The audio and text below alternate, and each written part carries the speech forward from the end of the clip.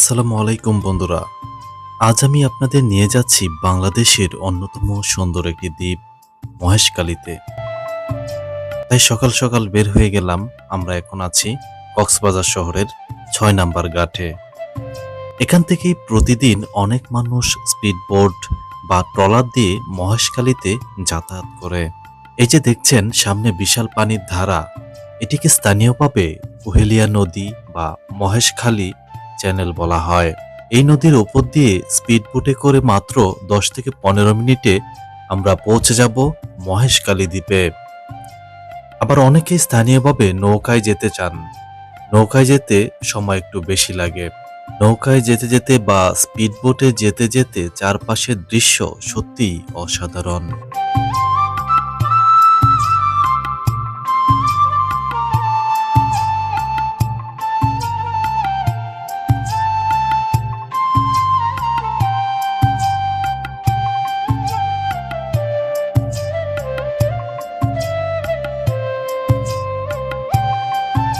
দূরে মাছ ধরার নৌকা, সমুদ্রের হালকা ঢেউ, আর সামনে দেখা যাচ্ছে সবুজ পাহাড়ে ঘেরা মহেশখালী দ্বীপ।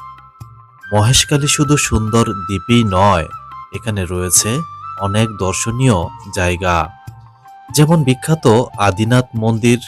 পাহাড়ের উপর থেকে পুরো দ্বীপের দারুণ দৃশ্য দেখা যায়। এছাড়াও এখানে রয়েছে বিশাল লবণ মাঠ, যেখানে সূর্যের আলোতে সাদা লবণ জমে এক অন্যরকম দৃশ্য তৈরি হয়। দ্বীপের চারপাশে আছে সুন্দর প্রকৃতি, সমুদ্রের বাতাস আর শান্ত পরিবেশ, যা শহরের কোলাহল থেকে একদম আলাদা।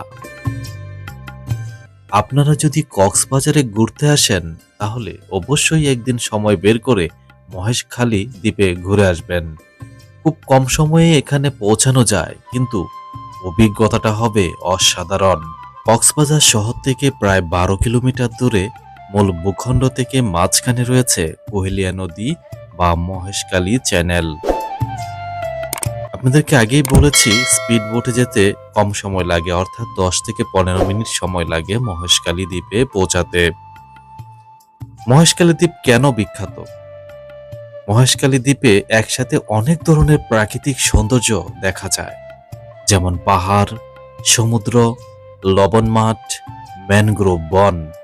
প্রধান দর্শনীয় স্থান কি রয়েছে? এখানে আপনারা গেলে দেখতে পাবেন আদিনাথ মন্দির, দ্বীপের সবচেয়ে বিখ্যাত স্থান, একটি পাহাড়ের উপর অবস্থিত। প্রতি বছর এখানে বড় ধর্মীয় উৎসব হয়। লবণ মাঠ, মহেশখালীতে প্রচুর লবণ উৎপাদন হয়। দূর থেকে সাদা সাদা লবণের মাঠ খুব সুন্দর লাগে। সোনাদিয়া দ্বীপ, মহেশখালীর পাশে আরেকটি সুন্দর দ্বীপ রয়েছে। এখানে রয়েছে শান্ত সমুদ্র সৈকত আর পাখি।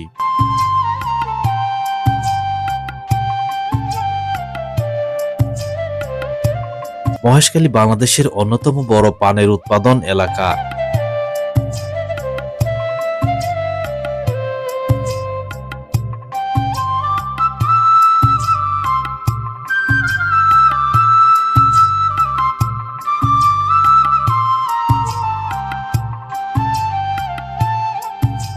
এটি বাংলাদেশের একমাত্র পাহাড়ি দ্বীপ। দ্বীপে রয়েছে ছোট ছোট পাহাড় আর সবুজ বন।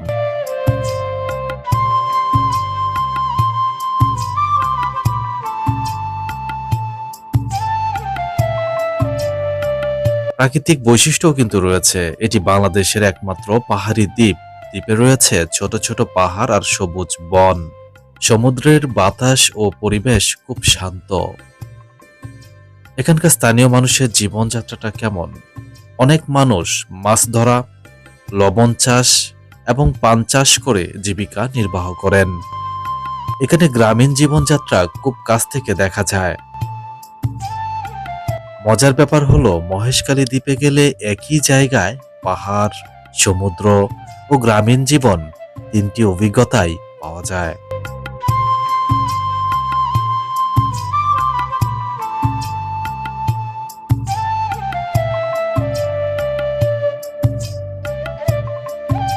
এখন আমি যে ব্রিজটির উপর দাঁড়িয়ে রয়েছি, এটি আপনারা যখন মহেশখালীতে আসবেন স্পিডবোট দিয়ে, তখন আপনাদেরকে এই ঘাটে নামিয়ে দিবে। ঘাট থেকে যখন আপনারা সিঁড়ি দিয়ে উপরে উঠবেন, তখন এই জায়গাটি আপনারা দেখতে পাবেন। এখান থেকে কিন্তু এই শান্ত নদীটি কিন্তু দেখা যাচ্ছে। এখন কিন্তু জোয়ার চলতেছে, একটু পরে বাটা চলবে, অর্থাৎ পানি অনেকটা শুকিয়ে যাবে।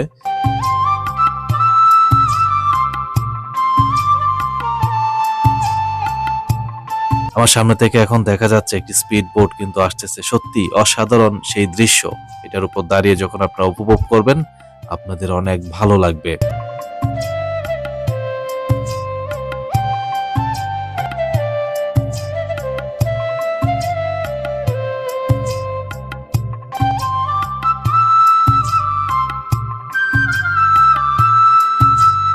এই জায়গা থেকে আপনারা দর্শনীয় স্থানগুলো ভ্রমণের জন্য অটো রিজার্ভ করতে পারেন। এখান থেকে যে অটো রিজার্ভ করবেন ওনাদের সাথে দরদাম করে নেবেন। আপনারা 700 থেকে 1200 টাকা এর মধ্যেই আপনারা চাইলে অটোটা রিজার্ভ করতে পারবেন এবং সবগুলো দর্শনীয় স্থান এই অটো আপনাকে ঘুরে ঘুরে দেখাবে। শুরুতেই কিন্তু এই ব্রিজটা পার হয়েই কিন্তু আপনাকে মহেশখালীতে প্রবেশ করতে হবে। ব্রিজটা কিন্তু বেশ অনেকটা লম্বা, দুপাশে কিন্তু সবুজ বন, এবং এই ব্রিজের মধ্যে আমি নেমেছি কারণ ব্রিজটা আসলে সত্যি অসাধারণ, অনেক সুন্দর এবং অনেক লম্বা। অনেক ভালো লাগছিল যতক্ষণ সময় এই ব্রিজটার উপরে ছিলাম। এই ব্রিজটা পার হয়ে আমরা প্রথমে আদিনাথ মন্দিরে গিয়েছিলাম, তারপর সেখান থেকে লবণ চাষ যে করে সেটা দেখেছি, তারপরে এখানে শুটকি পল্লী রয়েছে সেটা দেখেছি, এবং আমরা এখানকার বিখ্যাত যে পান রয়েছে সেই মহেশখালীর বিখ্যাত পানও কিন্তু খেয়েছিলাম। এবং আমরা দুপুরে যে খাবার খেয়েছি, দুপুরে খাবার খেয়েছিলাম মহেশখালী উপজেলার ঠিক বিপরীত পাশে একটা হোটেল ছিল। খুব মজাদার খাবারগুলো সেখানে পরিবেশন করছিল, ভালো লাগছিল। সামুদ্রিক সব মাছ দিয়ে খেয়েছিলাম তখন। আজকের ভিডিও এই পর্যন্তই। মহেশখালীর বিভিন্ন জায়গার পরবর্তী ভিডিওগুলো খুব শীঘ্রই আসবে, দেখার আমন্ত্রণ রইল।